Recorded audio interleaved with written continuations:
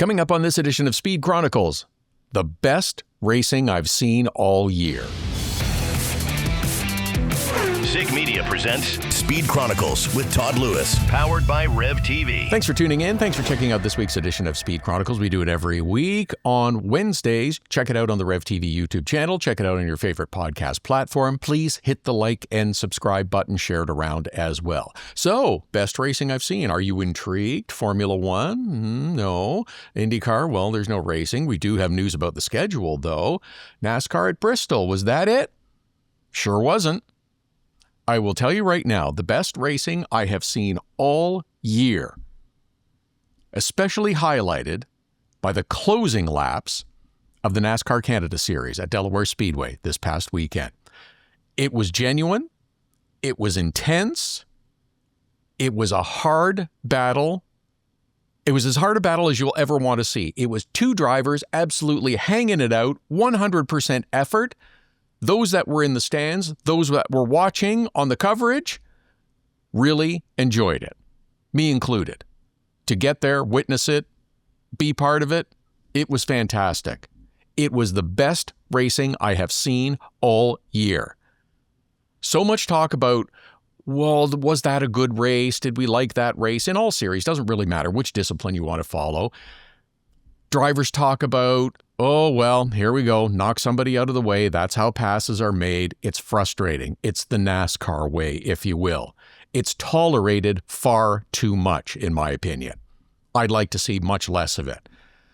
But the head-to-head battle for most of two races, actually, with DJ Kennington and Donald Teague in the NASCAR Canada series this past weekend is what every race fan wants to see. Side by side, edge of your seat. Who's going to win? Nobody knew until the very end. It was decided without someone plowing the competition out of the way. Sad that that's somehow refreshing. Especially if you go to race number 2 this past weekend. It was a doubleheader for NASCAR Canada. You watch those last laps especially. Two drivers absolutely giving all that they've got. Nobody punted anyone out of the way. Nobody wrecked anyone. It was as hard charging a racing as I have seen in I don't know how long. Hard, intense, clean. Clean. They didn't lay a glove on each other. It was great racing. Now, there was contact earlier in the evening. The two of them had a conversation about it. But this is the recipe for me. It is super simple. This is what fans want to watch. Drivers racing for position. This was for the lead of the race predominantly. But it doesn't really matter. I believe fans want to watch drivers racing for position. Sure, for the lead. But it's just important for 5th place to watch drivers going head-to-head and fighting for that spot. For 10th position, for 15th position. This is what attracts us to the sport. This is what we want to see. Hard battles for position, trying to find a way around your opponent, trying to prevent your opponent from gaining that position on you. This is what I want to see. It's genuine.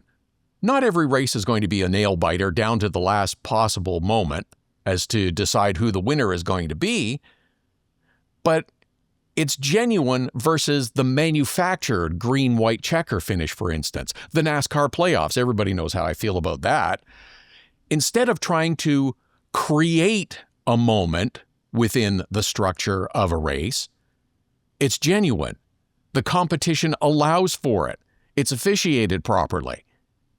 And drivers and what they have in their car, the equipment that they're racing, and their skills and their talents and their ability, that's what decides who comes out ahead. That, for me, was the best racing I've seen all weekend. Go back and watch it on the Rev TV YouTube page. It's fantastic. Let's look at the NASCAR race at Bristol, for instance, which used to be appointment viewing for NASCAR fans. Used to get 150,000 people into the seats. They built too many because they built to the peak and shouldn't have built that many, but that's another point. It has continued to taper off over the years. There's car changes, there's rule changes, there's surface changes at the track, and everybody's still trying to find the recipe that works here.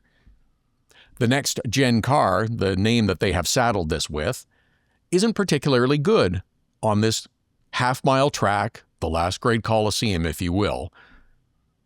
So what's been done is they're trying to change tire compounds to improve the racing, to create more drama, to create better racing.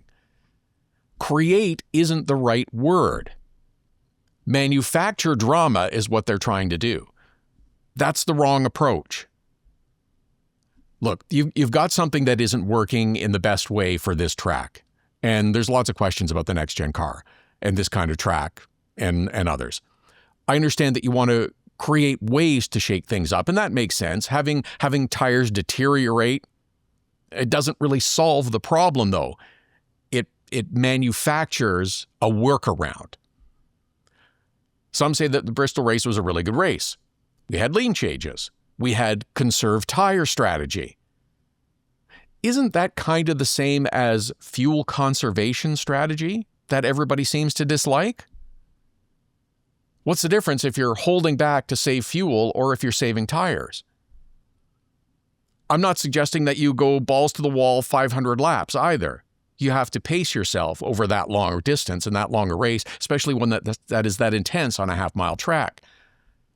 But shouldn't we be trying to promote racing that accentuates hard charging rather than, we're going to save some fuel, we're going to save some tires?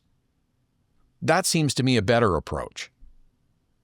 So the question again, was the Bristol race a good race?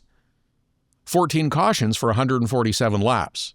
That's not a good recipe for me. That's a lot of slow down time. 14 cautions. It's not a record by any stretch of the imagination. There have been higher numbers of cautions, but the reasons for the cautions is the 14 cautions because of excessive tire wear a record? Yeah, maybe, probably. Again, there's issues that need to be decided on. It's research, it's testing, it needs to be ongoing. One more thing about Bristol, too, and this one made me laugh. For the fall race, they have a thing at Bristol for years where they've done, during driver introductions, the drivers choose their walk-up music. They announce the driver and they play music as they walk up and go through the handshake line at the start of the race and the pre-race ceremonies. It's kind of like baseball players when they introduce them and they walk up to the plate to take their turn at bat. It's a fun thing. It's unique. I like it. It's a great idea. It's a cool way to show personality. I don't know how many people heard it. I don't know how many people heard about it. I saw a list of the walk-up music that was chosen for the drivers. And Denny Hamlin chose the theme from Law and Order as his walk-up music. The driver owner of 2311 that is involved in a giant lawsuit against NASCAR has them play the theme to Law and Order as his walk-up music. That's damn funny to me. It made me laugh. Okay, it was a week later than I expected, but the IndyCar schedule has arrived. Told you there was going to be a lot of changes. A bunch of it had already been leaked out. There is no thermal. There is no Iowa. There is no surprise at either of these. Both of them were not good events last year. In fact, thermal I don't think has ever been a good event. Iowa, big sponsor, big concerts went away. Big crowds went away. Laguna Seca is once again the final event of the year. It's on the Labor Day weekend. Nashville takes what was the traditional Toronto weekend. Markham, of course, is now in August. Portland is a bit earlier in the schedule. Milwaukee's again a doubleheader. It's going to be a spectacular March. St. Pete, Phoenix, Arlington, and Barber, all in the span of 5 weeks or so. So a few things. Laguna Seca is a fantastic setting, facility. It's not necessarily a fantastic setting and facility for a season-ending race because you just don't get that intense vibe there. Can be a good race. It's a beautiful track. I love that area. It's one of the most beautiful areas I've been to. It's fantastic. Is it an ideal setting? I don't know. Nashville moves up to try to take advantage of a World Cup TV window. Is it a great schedule? I don't know. Is it the worst thing ever? Not even close. There's still work to be done, like getting Mexico City that they've been trying to do for 10 years and still haven't been successful. Maybe it happens in 2027. Maybe by then NASCAR will be in Canada. Oh, did I say that? Yeah, there's still work being done. The schedule's out. We knew most of it. There was some shuffling and juggling that took place. Is it going to be a decent schedule? Yes, considering all the parameters that they have to work within. All the races are once again on network TV, which makes them happy. Zak Brown had a letter to the fans the other day. It is 100% accurate. The calendar isn't great, still needs a lot of work. There's too much off-season. We need races in other locations, bigger locations. While the TV numbers are up, they still need to engage in digital and bring in a younger audience. Check, check, check, right in all three categories. We'll see what happens this year in 2027. One quick Formula One note to wrap up on. They announced the sprint race calendar and Canada is going to get a sprint race. I'm okay with that. I don't know why people have such a hate on for sprint races. I think it's fun. You get 2 races in one weekend. I'm okay with it.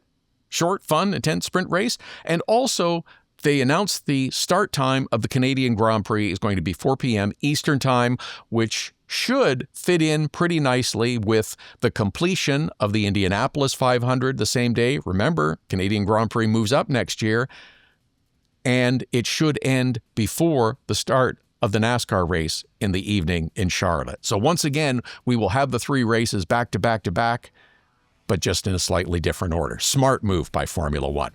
Okay, that'll wrap up this week's edition of Speed Chronicles. We're off for our final weekend of NASCAR Canada. Formula One is back in action this week, so we'll have plenty more to talk about on next week's edition.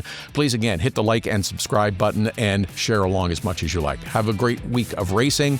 Do it again next Wednesday.